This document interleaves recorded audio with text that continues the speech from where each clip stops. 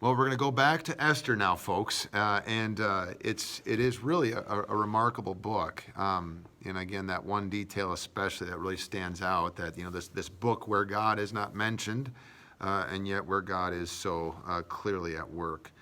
And I want to just pick up on one thing that I mentioned last week. I'll give you a moment here to turn to this book. This book, it's kind of the end of what's called, kind of the books of history. If you ever have to memorize the books of the Bible, one of the ways you might do that with the Old Testament, I'm sure you learned some songs in Sunday school. Now you may have heard us rapping it in Sunday school. Give me the Pentateuch, what the Pentateuch? But just to help do that, you kind of organize the books of the Bible into sections. And the way our Bible is laid out, you've got this section of these books of history, sort of culminating it with Ezra, Nehemiah, these books where the exiles returned to Jerusalem, and then finally Esther, which we've seen takes place really sort of in the middle of those books of Ezra and Nehemiah. So this is kind of the end of the books of history. Before you get to the so-called books of poetry or wisdom, they're sometimes called Job, Psalms, Proverbs, etc. But looking at this first chapter of Esther, I wanted to follow up on one point last week. That the very first verse, it says this happened in the days of Ahasuerus, the same Ahasuerus who ruled over 127 provinces from India to Ethiopia. Last week, I showed you a map of this kingdom, this Persian empire that was in that time growing bigger and bigger. And I think it's just worth pointing out, when we look at that on a map, for us, that's just, one part of the globe. That's, from, India to Ethiopia, it says. That's just, one region, a significant region in the world, but just one. In our sort of 21st century perspective, we kind of consider the whole earth and all these different continents, so that this man was ruling over just one portion of it.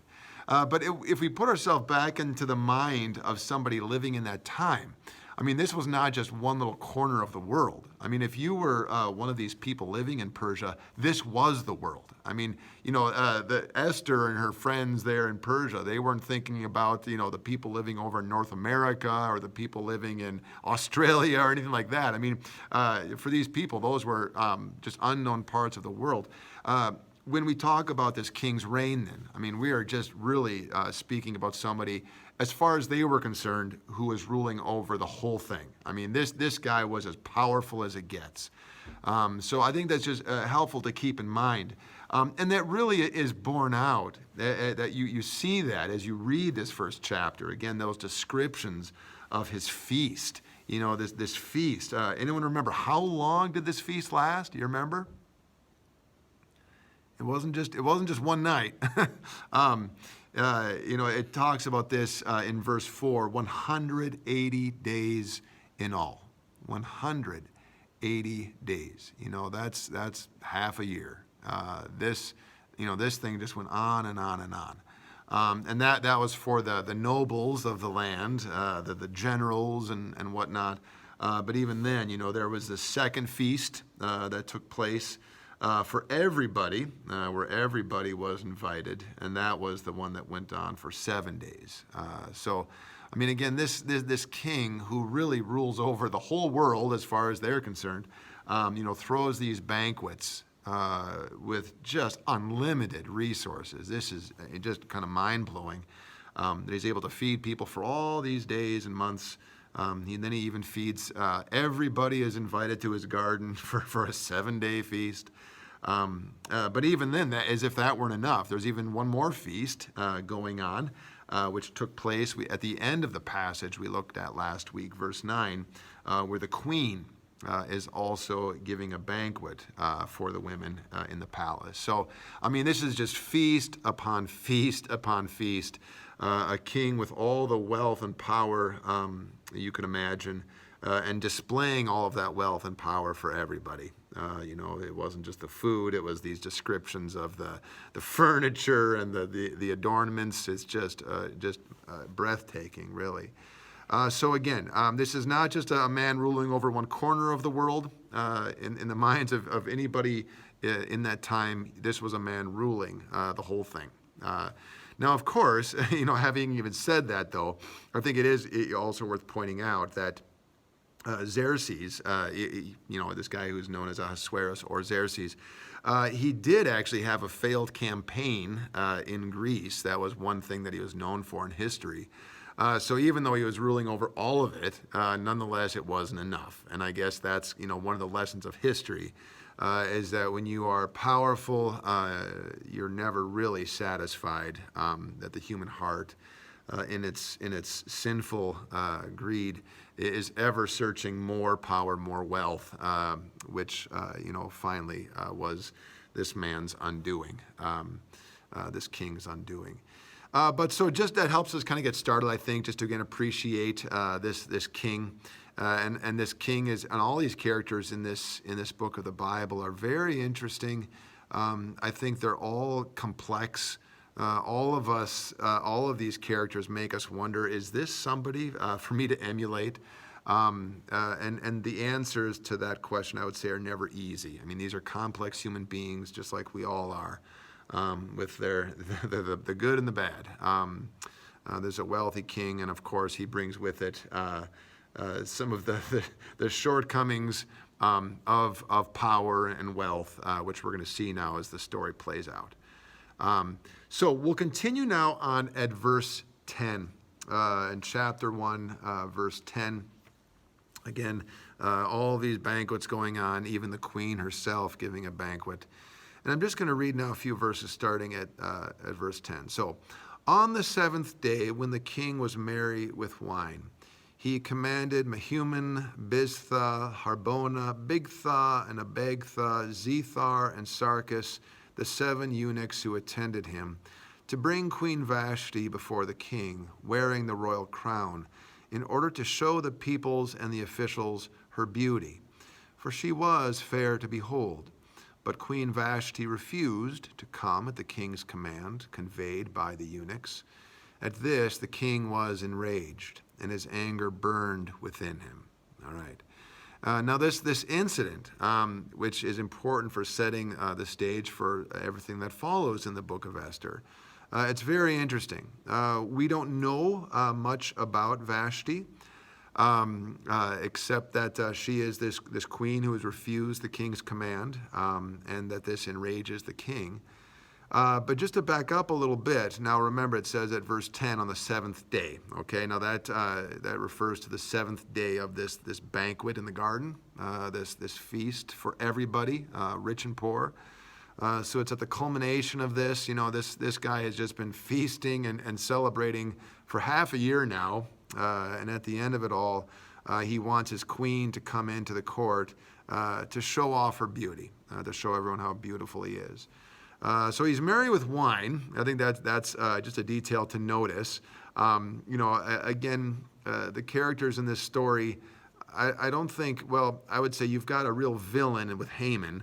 But other than that, you've got other people who are a little more complex. I wouldn't say I want to simply make this king into a villain. I mean, he does some stupid things that we don't want to emulate. Nonetheless, I wouldn't say he's a real villain of this story, this king Ahasuerus. But he is drunk, and it seems that in his drunkenness, he's behaving badly. I mean, he's not a real noble kind of king that other kings would want to copy and imitate. I mean, the Bible does have some kings, I think, that are worth, sort of imitating and learning from. I mean, King David, King Solomon, there were some great kings in Israel's history, Josiah, some of these great reformers. Even those kings had their vices, their shortcomings, their sins. But they were nonetheless, I would still, kings that the Bible lifts up as kings to emulate. Again, this guy is not that. He's not a villain, but he's not really, he's nothing really noble for us to imitate. And this is just evidence in the fact that here he is celebrating and making royal decrees when he's just, out of his mind with wine. And he commands these eunuchs. Now, I'll admit, I have no idea how to pronounce these, but as all of you know, if you ever read the scripture readings in church, what's my advice, Carol, when you read the I just say, yeah, just go for it. Pretend like you know what you're doing, and nobody will know the difference, right? Yeah, that's that's the advice for when you're the scripture reader in church. So, I mean, I'll tell you, I don't know technically how to pronounce these names, but I'll do my best, and I'll probably say it differently every time. But again, Mehuman, Biztha, Harbona, Bigtha, Abagtha, Zethar, and Sarkis. Okay, now these are the 7 eunuchs who attend the king. And the eunuchs are going to come back in the story again. Okay, they're going to be part of this plot again. But right now, I think as we can just notice, this king is so so wealthy, so powerful. He has many people attending him. These 7 eunuchs. And we should also just remember why it is that royalty had eunuchs. This is a very old practice. It was going on in the Old Testament. It was happening, and there are eunuchs we find in the New Testament as well. The reason why a king would have eunuchs, of course, is because these are castrated men who are no sexual threat to the king. That is, they are allowed into the king's court because they've been castrated, and there's no threat that they will sexually assault the queen or be any sexual competition to the king. Now, I mean, on the one hand, you could say that there's maybe a bit of insecurity in that on the king's part. I mean, why does he need eunuchs? Why doesn't he castrated men helping him? Isn't he confident in his own, virility or something? And people have made that. Commentators have made that point. I mean, that this maybe shows that the king is insecure. But I wouldn't go too far down that route. I mean, this was standard practice. You need advisors that you can rely on, who aren't going to be trying to pull any funny business. And royal courts had plenty of funny business. Just watch any good HBO special about any royal family. And of course, there's always all kinds of political and sexual intrigues at the court.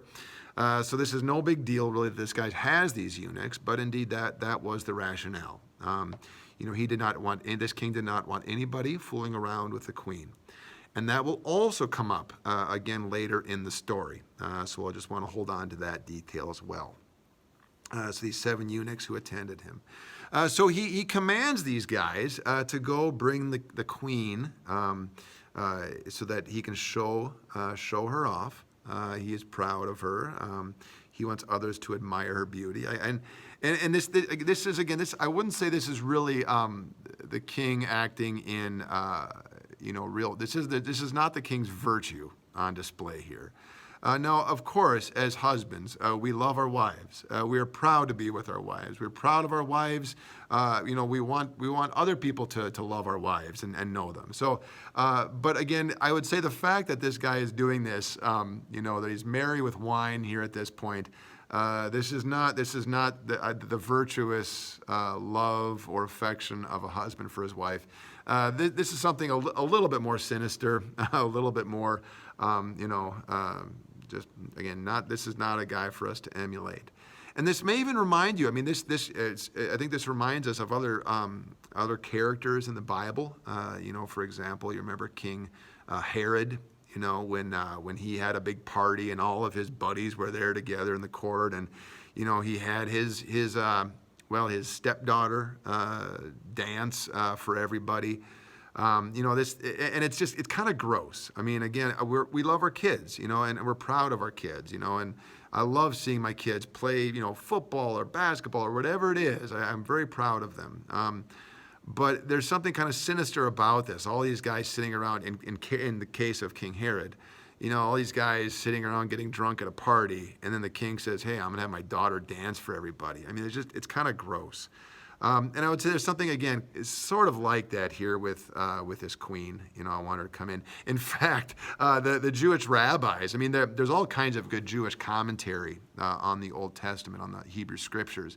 And the rabbis, make a point about this, that in verse 11, it points out that the queen is supposed to come, it says, wearing the royal crown The rabbis even make the suggestion that's all she was supposed to wear. Don't bother putting on your royal robes, honey. Just grab the crown and that's it. Again, and who knows? I mean, I'm not going to insist on that interpretation, but there are some rabbis who thought that was going on. So she is beautiful. She's beautiful, and the king wants everyone to have a chance to admire her. And there, that is, if this is what's going on, you could say this is a case of this objectification, as we would say. This queen is being objectified. But that's, no big surprise. I mean, that's the way the king is living his life right now. Again, he's feeding everybody all his food. He's showing off his furniture and his gardens and everything else. And the queen is maybe just being treated like one more piece of furniture to show off. So, again, this is not royalty at its best, but this is life. I mean, there's that great saying, that if power corrupts, absolute power corrupts absolutely. This is one of the most powerful men in the world at this time, behaving badly. No big surprise. But verse 12 now, this is where things get interesting. At verse 12, Queen Vashti refused to come at the king's command, conveyed by the eunuchs. At this, the king was enraged, and his anger burned within him. All right. So now what's going on here? I mean, the Bible doesn't tell us. I mean, the Bible does not, really give us an inside look into Queen Vashti's motivations here. I mean, is it that she was, is it that she was being modest and didn't want to be, sort of objectified in this way? Or was she just sort of asserting herself, or, kind of asserting her own independence? Was she, just don't bother me, leave me alone, I'm busy with my friends right now? I mean, or does this point to maybe some marital strife that was already going on in the palace at the time? We don't know. This is kind of typical, though, that when the Bible is silent on something, everybody rushes in with their own opinions, and we do have to be cautious about that. I think, in our own minds, perhaps this maybe makes sense in sort of an implicit way. That is, I think in our own minds, without the Bible saying so clearly and explicitly. There's something about this that rings true, and we can say, this was, a whole lot of people just behaving badly. And so, of course, when the king says, "Come in here, woman," of course, his wife is going to resist. I mean, nobody wants to be treated or kind of commanded, ordered to do this and that, even if the order is coming from the king. But what's interesting, though, again, commentators rush in to offer thoughts where the scriptures are silent. In recent years, even, I think this is interesting that Queen Vashti has even been lifted up as something of a feminist icon, which is, I would say, wrong-headed. I don't think this is really this is not something that we're supposed to emulate or imitate or celebrate. She is asserting herself, but the Bible isn't really sort of complimenting her in the process. Yes, indeed, she asserts herself. She says no. In fact, as I was doing some research for this, I even found a sermon online. There was at a Lutheran church where a sermon on Queen Vashti, where she teaches all of us to say no. Well, yeah, it's true. We should all learn to say no sometimes, to kind of speak our mind clearly, to be assertive and all of that. But that's not the point here. That's not really what the Bible is trying to teach us. This is not the Bible trying to tell us how to assert ourselves and say no to people. Because as the story goes on, we find that in the relationship in the end, really, as we continue in Esther, that the relationship between Ahasuerus, the king, and Esther is something a little more closer to the heart. I mean, a little in the relationship between the king and Esther, we find something a little bit more like what we might wish for our own marriages, our families, something of love, mutual respect. That's not here with the king and this queen. Now, what's interesting about that is I said last week that there is some debate about who this Vashti is. I mean, in fact, this is kind of, I think, there's a lot of speculation, and has been for years with Bible scholars, about who these people are in sort of secular history. I mean, because the Bible is not making stuff up here. I mean, these are real people taking place in a real history. But as scholars sort of compare the Bible to other history books that were being written at the time, scholars will say, well, is this king the same one that we see here? Or is this queen the same one that we're reading about here? And I said last week, there's some debate about Vashti, who she was.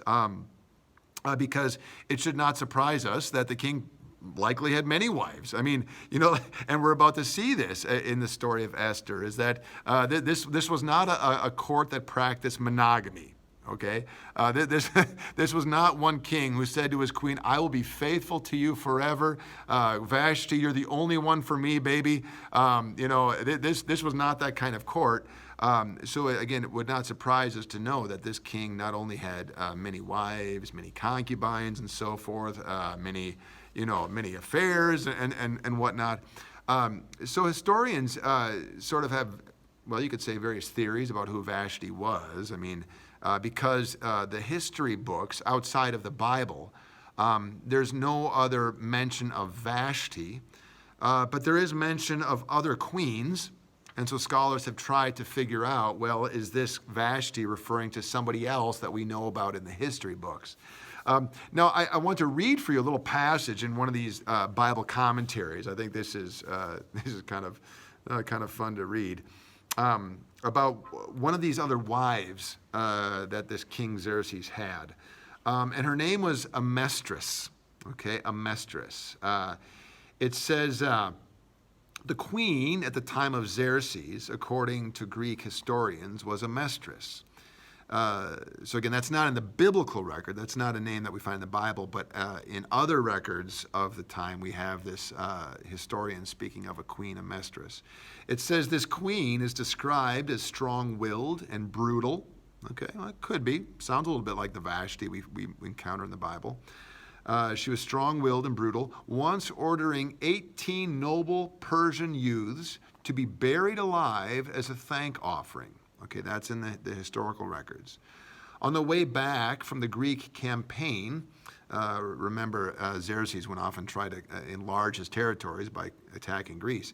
So on the way back from the Greek campaign, Amestris, the queen, gave Xerxes a robe she had personally woven. Xerxes was tricked into giving this robe to his niece, Artainti, with whom he was seeking to have an affair. In fact, he'd attempted also to have an affair with her mother, his brother Mesistus' wife. Once Amestris found out about the affairs, she had the sister-in-law mutilated. Amestris is not mentioned after this event during Xerxes' reign, apparently suffering the consequences of her own vindictiveness. She reappears as a strong figure later in the history records after Xerxes was assassinated during the reign of her son, Artaxerxes I. As queen mother, according to Ctesias, historian, she pressured the king to behead 50 Greek prisoners and crucify another, okay? So, now it's possible. I mean, it's possible that is the same one we're hearing about here in the Bible. We can't be certain. But if that's the case, I mean, that's why I would say we have to be a little bit careful about turning her into, a feminist icon.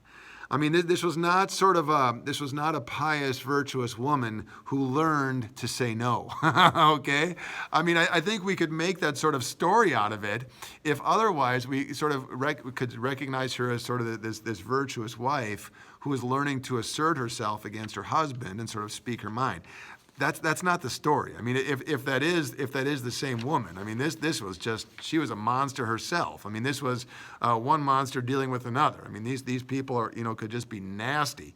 Life in the royal court was just full of nastiness. I mean, people doing horrible things, sleeping with their own relatives, for crying out loud, and then, ordering the deaths of all kinds of people. So, I mean, life in the court was not a virtuous thing. Like I said earlier, that does not mean that these, in the biblical telling now, in what the Bible's telling us, the Bible's not trying to paint these people as villains, because we're about to get a villain in this story, Haman. But again, even though the Bible is not presenting the king or this queen as villains, these are not good people for us to imitate. This is not the point of the biblical story, just trying to give us icons, feminist or otherwise. But again, she refuses to come for whatever her reasons were. She refuses to come, and this sets the king off. He's enraged. Now, of course, he's enraged. This is someone who is used to getting his way, powerful man. He doesn't want anybody telling him no, even his own wife. We can continue now in verse 13. So the king, he wants to know, what should he do?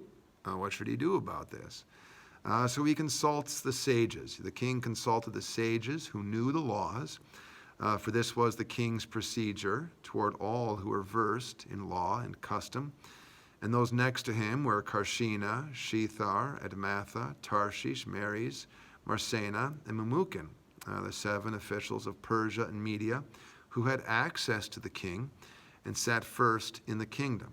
Okay, so not only does he have these eunuchs who are close to him, who do his bidding, but he also has these sages.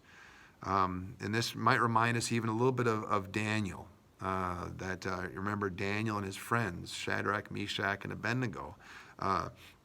These were faithful Jews who found themselves in similar positions in the courts of their king, who were relied on for their wisdom. The king, this might also remind us of the other King Herod, the one who was king when Jesus was born. Remember when the wise men show up looking for a king because they've seen his star. King Herod, he consults the scribes, the wise men. What am I supposed to do? And it's the wise men who tell him that the prophets said that this Messiah was to be born in Bethlehem. So King Herod sends the wise men to find Jesus in Bethlehem. So this is the procedure. The king wants advice. So he calls up these 7. He's got 7 eunuchs. He also has these 7 advisors. And he says, what should I do? These guys have access to the king. And now notice that in verse 14, it says these guys have access to the king, or in the King James, they saw the king's face. But again, the same idea. Literally, they saw the king's face. What it means is they have access. And that's also going to come up throughout this book. Who has access to the king? Who can speak to him? Who can see him? That'll become an important theme later on. They sat first in the kingdom. And he says, according to the law, what is to be done? To Queen Vashti, because she has not performed the command of King Ahasuerus conveyed by the eunuchs. So what are we supposed to do? Well, then verse 16, Memucan said in the presence of the king and the officials, not only has Queen Vashti done wrong to the king, but also to all the officials and all the peoples who are in all the provinces of King Ahasuerus. For this deed of the queen will be made known to all women, causing them to look with contempt on their husbands, since they will say, King Ahasuerus commanded Queen Vashti to be brought before him, and she did not come. This very day, again, this is the advice from the sage speaking to the king. He says, this very day, the noble ladies of Persia and Media who have heard of the queen's behavior will rebel against the king's officials, and there will be no end of contempt and wrath. If it pleases the king, let a royal order go out from him, and let it be written among the laws of the Persians and the Medes, so that it may not be altered, that Vashti is never again to come before King Ahasuerus. And let the king give her royal position to another who is better than she. So when the decree made by the king is proclaimed throughout all his kingdom, vast as it is, all women will give honor to their husbands, high and low alike. all right? Now, I said last week that this book does feature something of a battle of the sexes. I mean, that is going on here. That the king looks for advice, and the advice that he gets is to make an example out of Vashti. Now, it may seem like this is a big overreaction, and it probably is. I mean, so the queen, she said no to her husband, no to the king. And I mean, is it overreacting to say that this will be looked on by others in the kingdom as a sign that, that a wife could disrespect her husband, or that subjects could disrespect their king? Is that ever overreaction? Perhaps. But when it comes to, the respect that husbands and wives show each other, or that subjects show to their king, that it is the job of the king and those who are ruling to make sure that those relationships of respect and obedience continue. And so, indeed, I mean, if somebody says no to the king and disobeys an order, the king has to take that seriously. In the same way that I think, we've talked about this before, that, with your own kids, you teach them to respect the police. You don't fool around. I mean, if a cop pulls you over, you pull over. If he tells you to put your hands up, you put your hands up. You don't mess around when somebody is wielding the sword, or its modern equivalent, the sidearm. You don't fool around with authority. And I think this is what's going on here, is that the king, yes, he's making an example. Perhaps this is overreacting, but he's making sure that the law can continue in his kingdom, that the law and obedience to the law are respected. So again, overreaction perhaps, but he is the king. and everything that happens in his court is going to be observed and imitated throughout the kingdom. So yes, he is making an example, and it's perhaps too harsh of an example. Now, as Christians, I think we can also see the ways that the law, and we've talked about this here before, the law is never 100% effective or even 100% fair at addressing every situation. The law, and that is what the king is representing here. He is representing the law, God's law, his own kingdom's laws. The law is always very wooden. The law is never flexible and elastic. And so the law is always kind of, you might say, overdoing it. Grace, on the other hand, is very elastic and flexible. Grace is, love is patient, love is kind, and so forth. But the law does not work like that. The law has to be wooden. The law is laid down and has to be applied. But then what happens then is we find that the law then always has to sort of try to catch up to new situations as they come. Because what we're going to see now, again, as this story plays out, is that this king here has to be very firm. He has to make an example of his own wife. But what we're going to find out as the story continues is that way of operating in life, it's never really enough. And it cannot really handle new situations as they arise, and new situations which might require a different way of dealing. The law is very bad at this, and so I've mentioned one of my favorite teachers, Jim Nestigan, who once said the line. He says that Moses is always running around on short legs.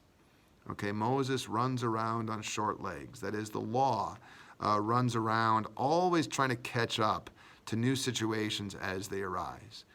Because the law, again, I mean, and I think we know this as parents, perhaps, or as teachers.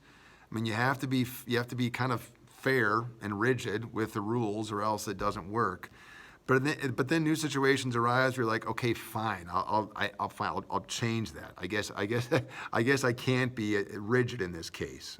Something comes up where you have to bend a little bit. The king right now is not bending. Eventually he will. Eventually he will have to bend. Eventually he will have to learn to address new situations as they arise. He will have to learn to even sort of change his mind, to even overrule himself. Okay, all of that is coming. This king will have to overrule himself. But right now, that's not what's going on. This is a man who is representing the law. He is being the law. He is being inflexible. And again, that's simply what the law is. So this wife says no, not only to her husband, but to her king. And so he is going to make a big, again, maybe an overreaction, but he's going to make a big example out of that. So that other people throughout the land, live with respect for authority. And so her punishment, and I suppose you could say there is maybe a micro amount of mercy or grace in this. He doesn't kill her, and the king has no trouble killing people. I mean, that'll also come up. This king is perfectly happy to kill people who disobey him. But I guess maybe that's one little mercy for Queen Vashti. He doesn't kill her, but he does banish her. She's never again to come before him. Now, there's an irony in this because, of course, she's being punished for doing what? Not coming into his presence. And the punishment is she'll never come into his presence. So in some ways, she's maybe just getting the one thing she wanted. Maybe she was really sick of her husband and wanted, I'm sick of you, king. You and your orders and commands. I don't ever want to see you again. And the king is now saying, fine, have it your way. You'll never see me again. But of course, this is not what she really wants, because this is truly a punishment. And now in verse 19, we see that he's giving her royal position to someone who's better than she. Okay, so that's probably the last time she's ever going to get to throw a party with her friends. Okay, so this is no reward that now she doesn't get to see him again, because in the process, she's no longer going to have the privileges of a queen. We don't know what happens to Vashti after this, at least according to the Bible. The Bible doesn't tell us, but we can assume her life was not as good after this as it had been. She lost her prestige, her honor, her wealth, her ability to throw parties, whatever it was. And now the king, by decree, is going to order that all women give honor to their husbands. Now, this is not what I do for marriage counseling. Okay, it doesn't work too well simply to say by decree I order all wives to give honor to their husbands. The Bible does speak about wives honoring their husbands, actually. The Bible has some wonderful words, actually, about the way marriage looks like in a Christian home. And I'd like to look at those passages in a moment. But I'll tell you, simply decreeing it by the king isn't probably the most effective way of accomplishing this. But this is what the law does. The law works by decree, by rules, and by enforcement. Of course, it doesn't really change the heart. This is what Moses is not very good at. Moses never really reaches the heart the way Christ does. But Moses has his purpose to have a certain degree of order and respect, just to protect us from chaos and destruction. So we can thank God for Moses, but we can also thank God that Moses never gets the last word, and that Christ does get the last word, the one who actually does get to our hearts. And so then in verse 21 here, this advice pleased the king and the officials, and the king did as Memucan proposed. He sent letters to all the royal provinces, all 127 of those regions, to every province in its own script, and to every people in its own language, declaring that every man should be master in his own house. All right? And, again, the law doesn't actually... It can sort of guide and limit our behavior, but the law is not very good at affecting the heart. In fact, what the law does is it even breeds resentment against the law. So we can imagine that, you can just imagine the reactions as this was read, all over the kingdom, But we can also thank God that there were people, there were faithful Jews living here in Persia at the time. We can assume that these were God-fearing people where this kind of love and respect was already present, where husbands and wives were loving and respecting each other. And so in those houses, they probably said, Okay, fine. This is the new royal decree. Well, we'll continue living with love and respect as we've been doing. But again, the law, Moses, they've got their job to do. But let's look at it. Actually, let's go to the New Testament. I mean, now we've heard a little bit from Esther, and well, we haven't even heard from Esther yet. She'll be coming up next week. But let's go to the New Testament, and let's look at Ephesians, because I'd like to look at some of these descriptions in the New Testament of marriage, of husbands and wives. So let's go to Ephesians. Let's go to Ephesians chapter 5. At verse, starting at, let's start actually at Ephesians chapter 5, starting at verse 15. Because this is great. I mean, this is, speaks right to this king and his way of conducting himself.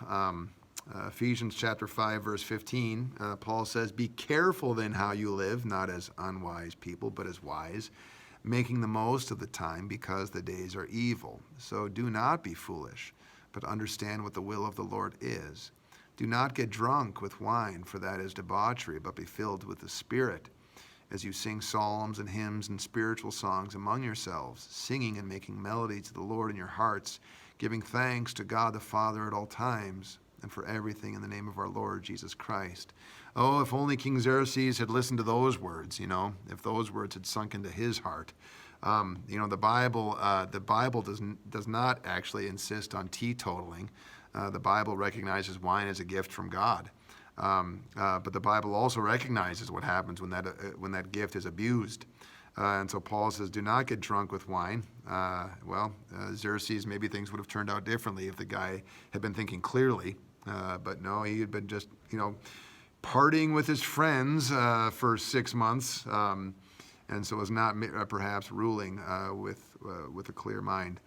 And so instead of that, Paul tells us to be filled with the Spirit, sing psalms and hymns. And then verse 21, now we look at the Christian household. Be subject to one another out of reverence for Christ. And now, isn't that interesting? I mean, this is a general statement. All of us, all Christians, man and woman alike, are subject to one another. We serve one another.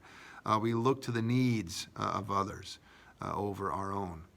But now to get to specifics. Now Paul will speak specifically to wives and husbands. Wives, he says, be subject to your husbands as you are to the Lord. For the husband is the head of the wife, just as Christ is the head of the church, the body of which he is the Savior.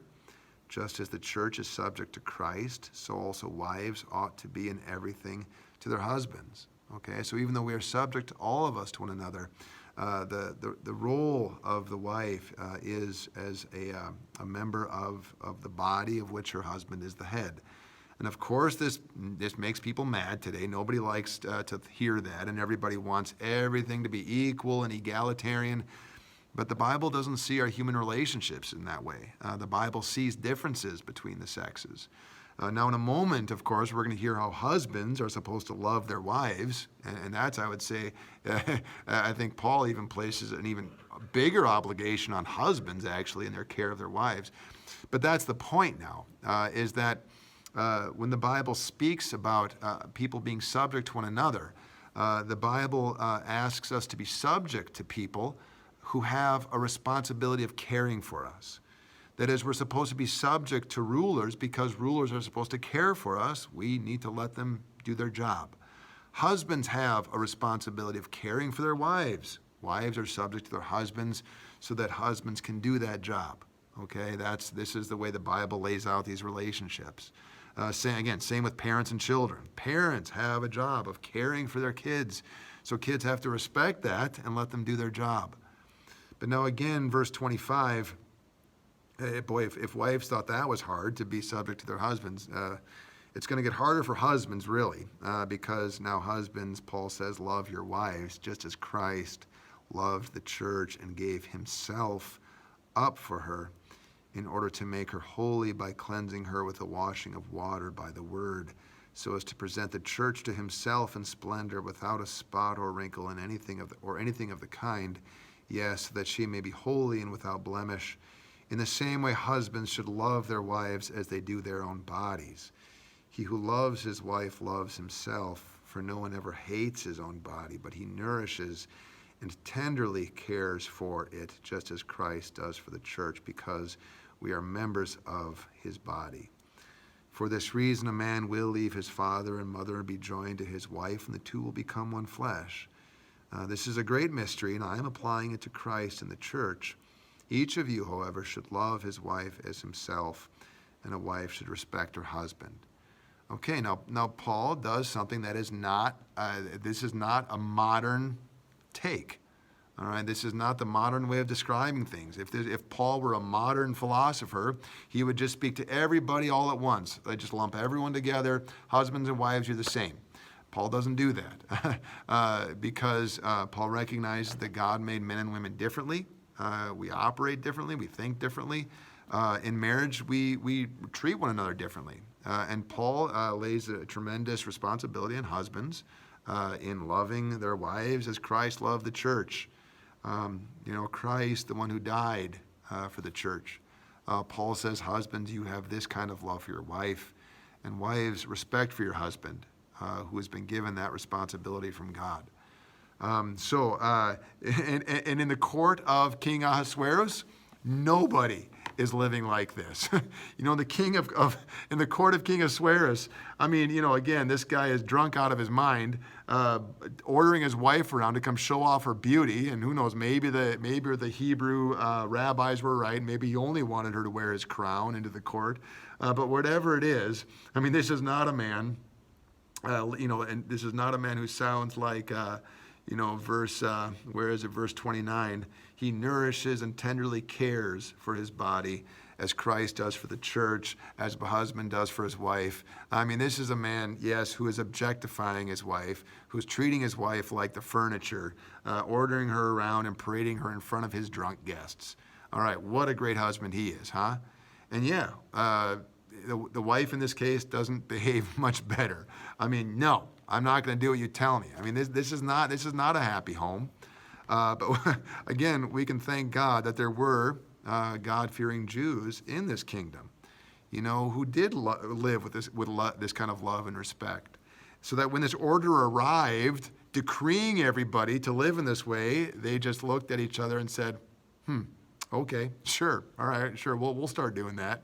Well, they already were doing this. So again, I wouldn't say that this chapter offers us really any icons to imitate.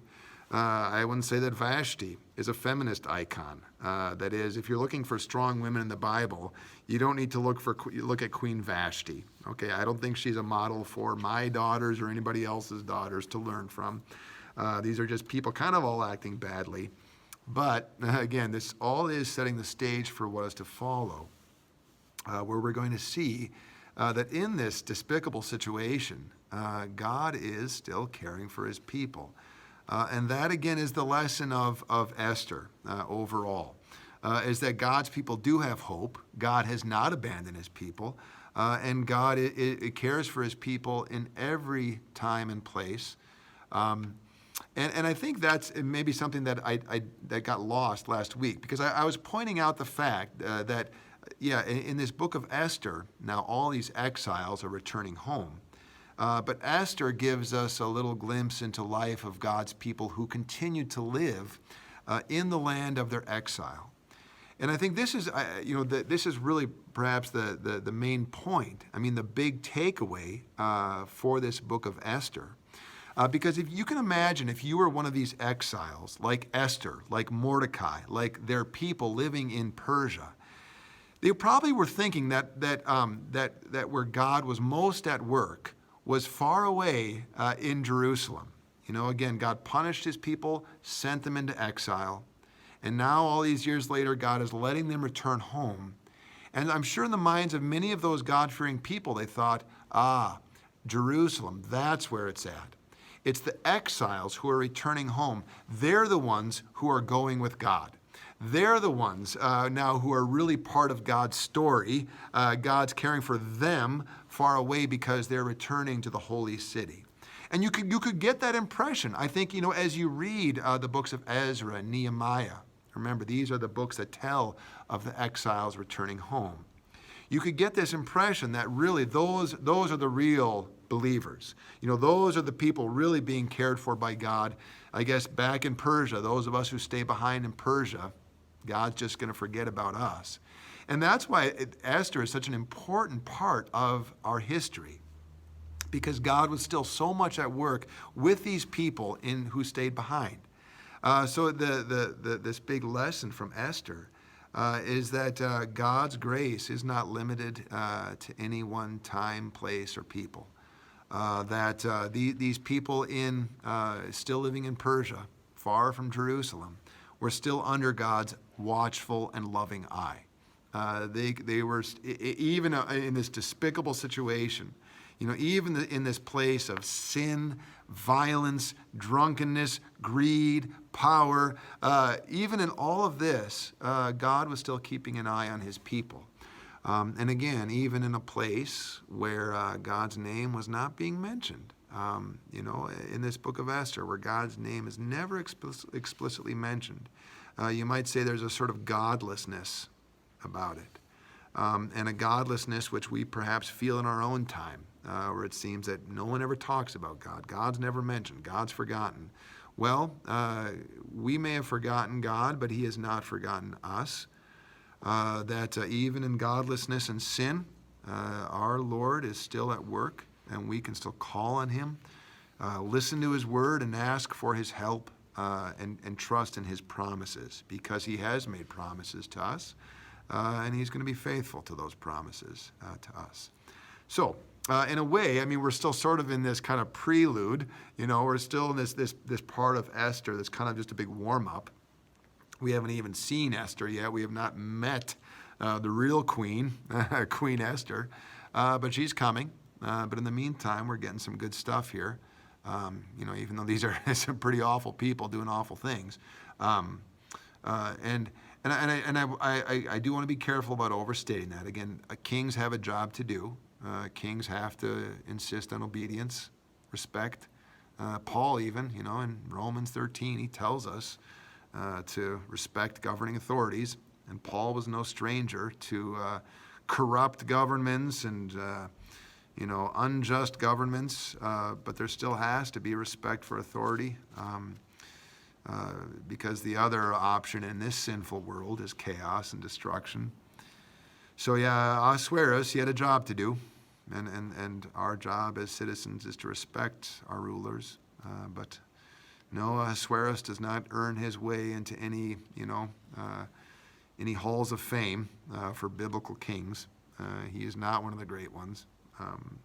But we should still pray for our rulers and respect them, even when they might be an Ahasuerus, even when the royal court is full of all kinds of wickedness. We'll still pray for our leaders and pray that by their government we could enjoy some blessings of peace. So, all right, there we go. We've gotten through the first chapter of Esther. What do you think? What are your reactions? What are your questions? I have a question. Yeah. Does it say at all why? My Bible says Xerxes, so why does he have this 180 days of a feast? Is it just he wants to show off his wealth? Yeah. Or is there anything that happened? No, he was wealthy. Again, this was a kingdom that was growing. That was kind of that map we saw last week. It just kind of gets bigger as the year goes on. That's the time he lives in. They have enjoyed,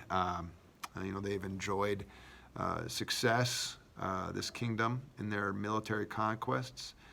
It does say in verse, just in chapter 1, now in Esther, in verse 3, okay.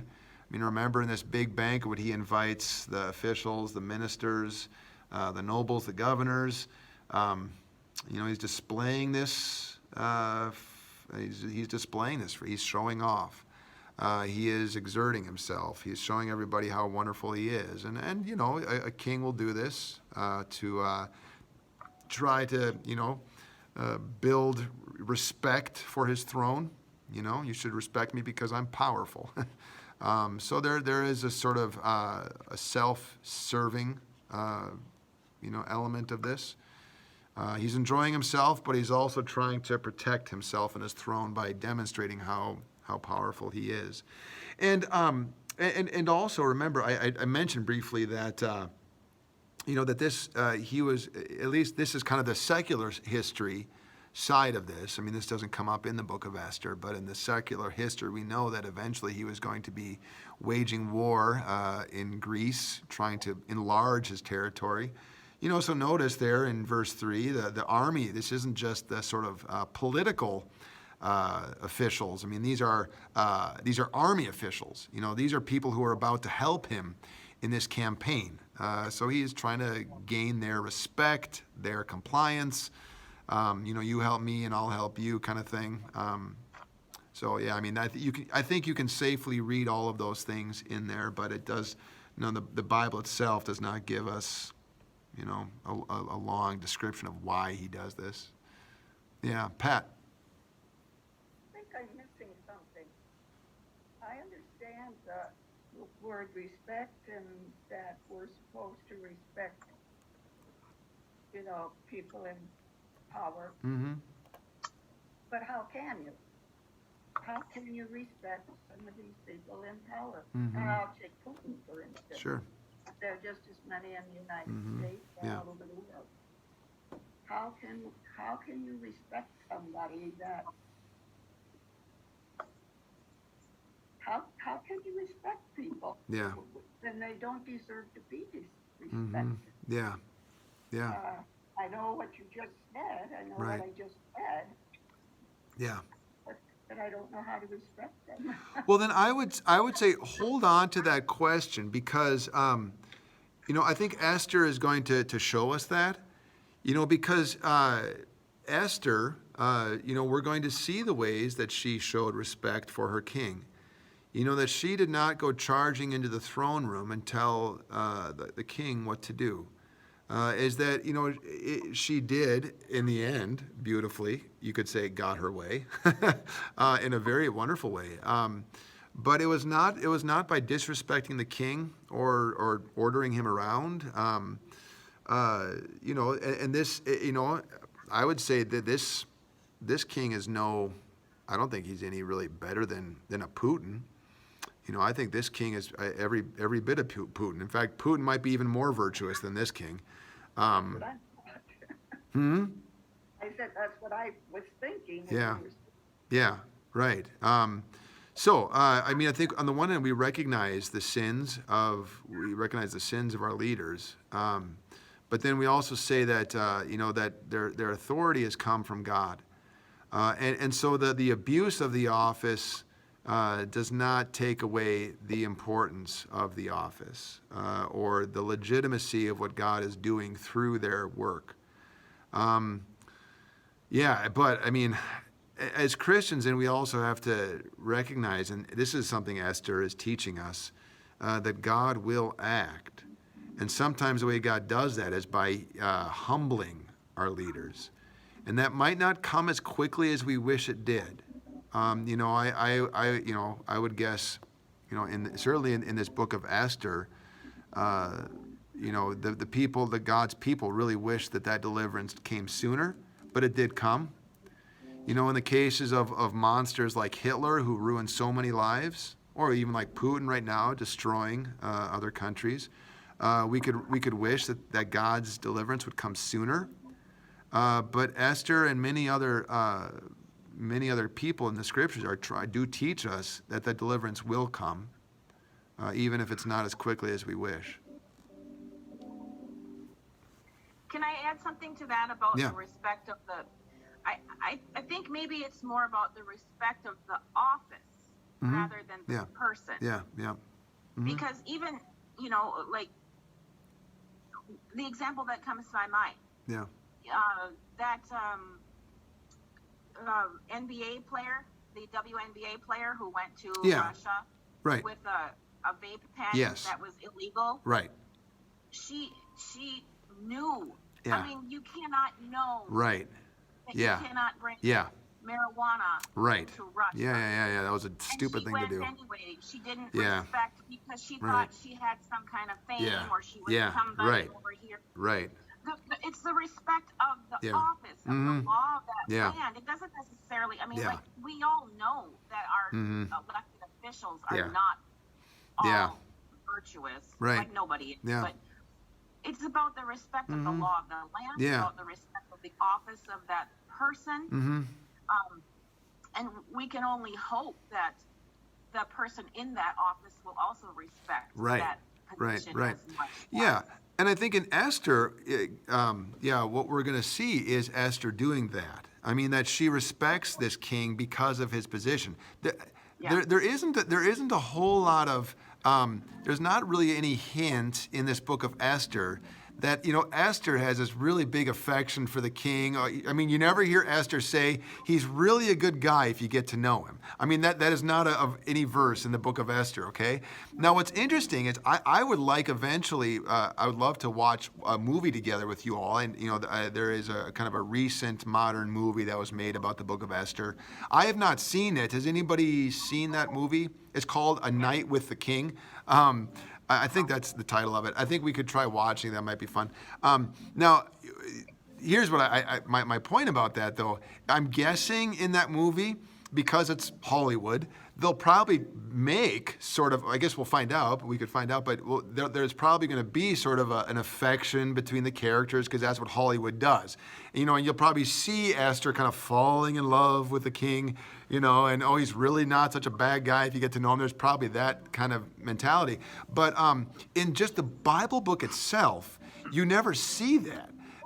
There is maybe we can see some affection between the king and Esther, maybe kind of a mutual respect or something. But I think you're right. Is that in the end we do see Esther really respecting the office, even if she's not. I mean, she doesn't excuse his behavior. In the end, he's maybe still a bit of a creep.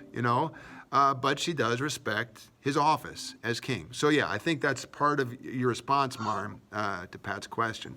But again, hold on to that question because I think we'll continue to see that at play. What does it mean to respect a leader who is somebody you cannot respect personally?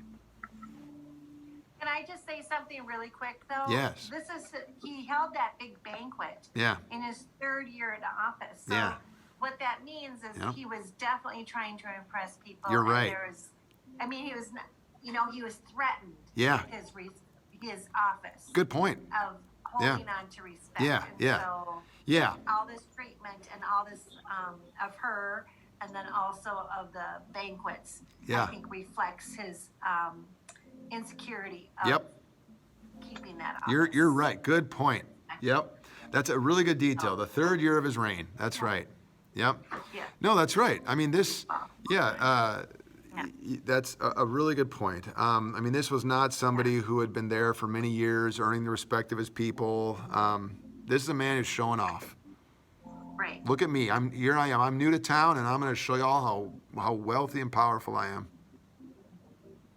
Yeah, really good observation. Yeah. Good. All right. Well, I would like to sing with you all. If you don't mind, go to the LBW. And speaking of singing, Marn, is Nick practicing the organ? Yeah. It's so cool because I can hear it in the background. Good. All right, go to number 288. This is a wedding hymn. We're hearing in this about marriage. So let's sing a wedding hymn, and it's to the tune of "Love Divine, All Loves Excelling." So you'll recognize this melody. But it's a melody for husband and wife. So.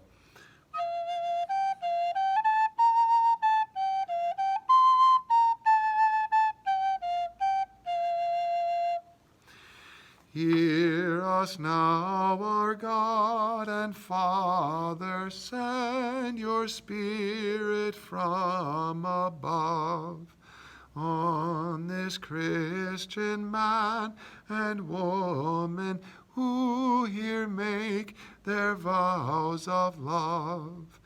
Bind their hearts in true devotion endless as the seashore sands, boundless as the deepest ocean, blessed and sealed by your own hands. All right, now I'm going to pause there just because I know we usually sing all the verses of hymns, but I have to save my voice a little bit. I have these services at the lodge and the nursing home plus confirmation tonight. So I'm just going to pause us there. And if you'd like to continue singing that one on your own, go for it. It's a lovely hymn about marriage, a prayer, really, that God bless husbands and wives, and that would include our own family members. With his love. So anyways, but that's all I'm going to sing for now, if you don't mind. So anyways, let's wrap up with our Lord's Prayer. Our Father, who art in heaven, hallowed be thy name. Thy kingdom come, thy will be done, on earth as it is in heaven. Give us this day our daily bread, and forgive us our trespasses, as we forgive those who trespass against us. And lead us not into temptation, but deliver us from evil. For thine is the kingdom, and the power, and the glory, forever and ever. Amen. Now, keep praying that prayer because the tyrants of this world do not like that prayer. This prayer is a you better watch out. I mean, whether you're Vladimir Putin or King Ahasuerus, when Christians start praying this prayer, because we are asking for God's kingdom to come and for God to overcome evil. So. Tyrants and dictators, look out, because there is a king who watches over and rules over kings, and he does not let the suffering of this world continue forever. So keep praying and keep trusting in his promise. And we'll see you next time, okay? Good to see you. Take care.